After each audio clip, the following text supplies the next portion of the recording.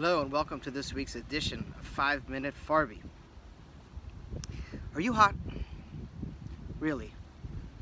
There's so much talk going on today about global warming and about climate change. That's all everyone's talking about. Global warming, climate change. Not that long ago, everyone went crazy because President Trump did not go to the Paris Convention on Climate Change. What's the point? What is all this talking about climate change doing? I mean, the good news is it gives 90% of people in America something to talk about. But besides that, does it really matter? What are the point of all these conventions and all this money being spent? Are they really going to stop global warming by talking about it? By increasing the size of your carbon footprint? By doing what? By recycling, by driving electric cars? These are all wonderful things, but they're not going to stop climate change, and they're not going to stop global warming. Once again, people are trying to treat the effect instead of the cause. It's like putting a Band-Aid on top of an artery that's severed. It's a complete waste of time. How do we know? What's the answer to the global warming problem in the world? This week's Parsha that we just finished reading, Parshas Vayeira. In Parshas Vayeira we learned that Avraham Avinu was sitting outside the tent. At the beginning of the Parsha it says, and God appeared to Avraham, who was sitting outside of his tent in the heat of the day. So what is the Torah telling us about this for? Everything in the Torah is a teaching. Torah is from the Lashon Hara'ah, to teach us. So why was Abraham sitting out in the heat of the day? And why is that important that it was so hot out? It's important to understand that Avraham Avinu just gave himself a bris 3 days ago at 99 years old. And yet he's sitting outside in the burning heat and he's totally relaxed. He's totally calm. He's chill. He's not freaking out. Why?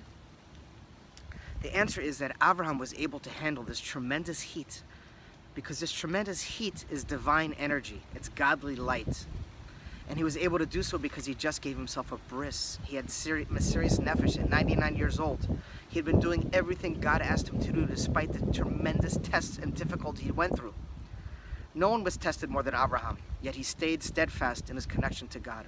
And because of that, he was able to take that tremendous level, that revelation of godliness, which comes from God's transcendent name of Yud-Kei Vav-Kei, Havaya, the Tetragrammaton, the level of godliness that transcends the world, that's higher than the world, the level of godliness that comes to the world in a way of a miraculous way, not like the normal level of godliness that comes into the world from the name Elokim, which we have learned means Teva, or nature.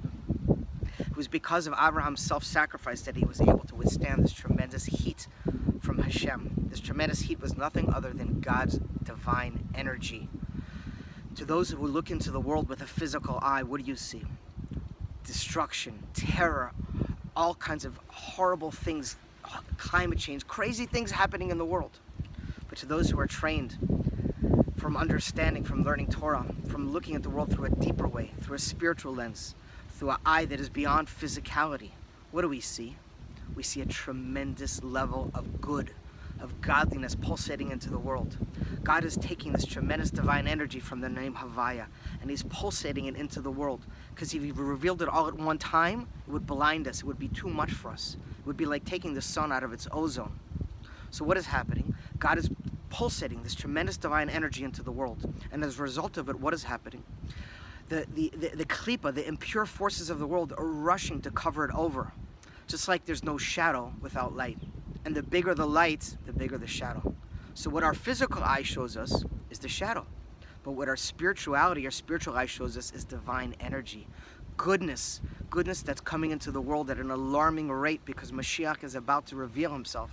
And at these final moments before Mashiach comes, this tremendous divine energy is filling the entire world. And yes, it is getting hotter. And yes, there is climate change. And yes, it is global warming. But our sages teach us it's nothing other than God's revealing his name Havaya in the world as preparing us for Mashiach. Our sages teach us that when Mashiach comes, God will remove the sun from its sheath. And the heat of the divine energy will heal the righteous and punish the wicked. So instead of wasting time and energy on money trying to solve climate change, there's only one thing everyone should be doing, and that's getting ready to make sure we're on the right side, because Mashiach is moments away from revealing himself. And the only question is what you're going to be perceiving when it happens.